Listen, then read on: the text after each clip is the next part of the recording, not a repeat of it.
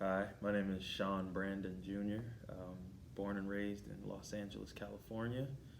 I attended Concord Christian Elementary School, Dublin Magnet Elementary, Holy Name of Jesus Elementary School, and Panorama Baptist Elementary before attending Montclair College Preparatory for middle school and finishing with Flint Northern High School in Flint, Michigan.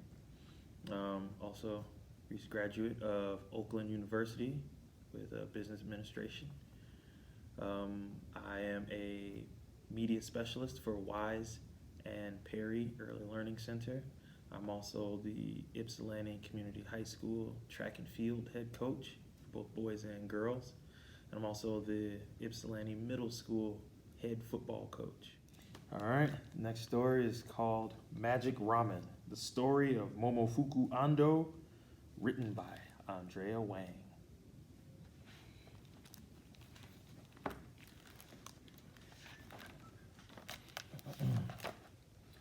Momofuku Ando picked his way through the rubble on his way home from work.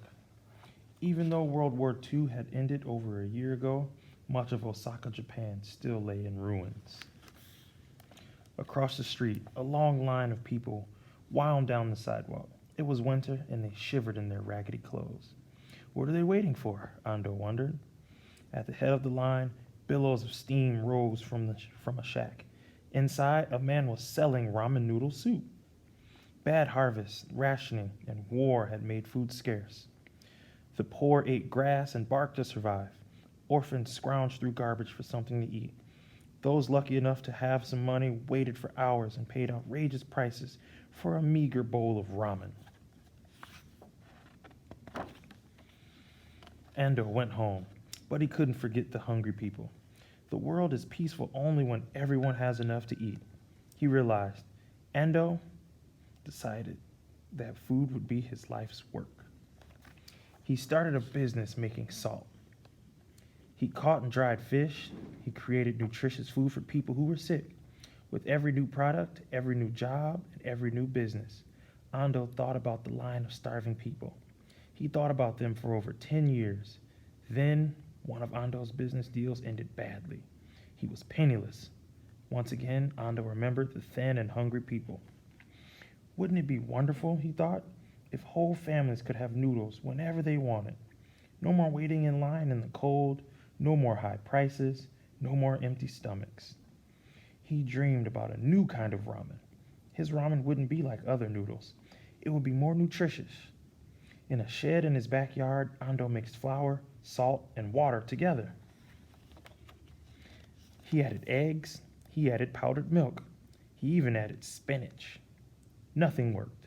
The noodles were too crumbly, or too sticky, or too lumpy.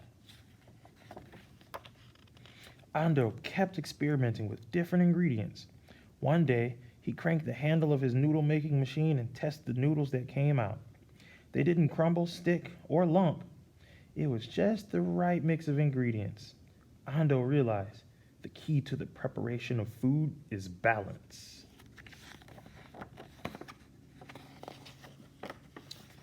But what was ramen without soup?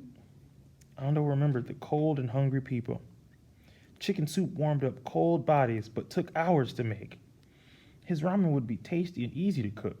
The simple addition of hot water would release flavor from the noodles and turn it into hot chicken soup.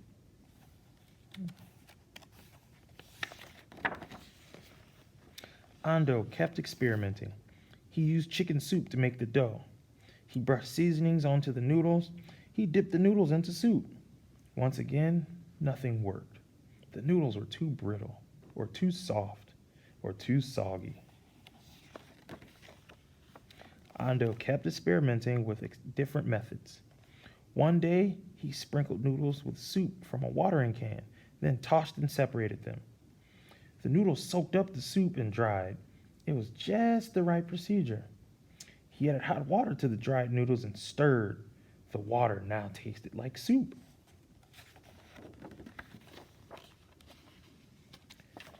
But the noodles were too tough. They still had to be cooked on a stove. Ando remembered the tired and hungry people. He wanted his ramen to be fast and convenient. It could be made with hot water and in a few minutes. People should be able to make it anywhere, anytime. Day after day, Ando experimented. Night after night, he failed. Month after month, he kept trying. Nothing worked. One night, Ando watched his wife, Masako, fry tempura. She coated vegetables and seafood in batter and dropped them into hot oil. The water in the batter evaporated and left tiny holes in the now crunchy coating. He stared at the tempura. The batter was made from flour and water, just like his noodles. Yatta! He cried. That's it! He raced to his shed and threw some noodles into a pot of hot oil. They sizzled and popped and crisped. Ando scooped the fried noodles out of the oil and into a bowl. He added hot water and waited.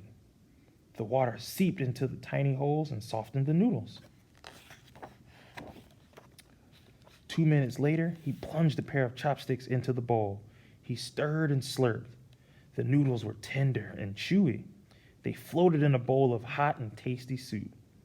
After a year of trying, Ando had finally done it. He had invented instant ramen. Ando worked hard to make enough instant ramen to sell. The whole family pitched in. Masako, Suma, Koki, and even little Akemi. Ando gave demonstrations. He poured hot water.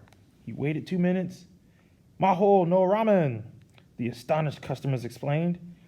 Magic ramen. Soon, everyone was eating Ando's ramen. Poor people, children, busy workers, even royalty. Ando's ramen was nutritious, tasty, and convenient. Thin, cold, tired, and hungry people ate it and felt better. Ando smiled. Peace follows from a full stomach, he said. Ever since, Momofuku Ando and his backyard invention have fostered peace, one bowl of noodles at a time. The end.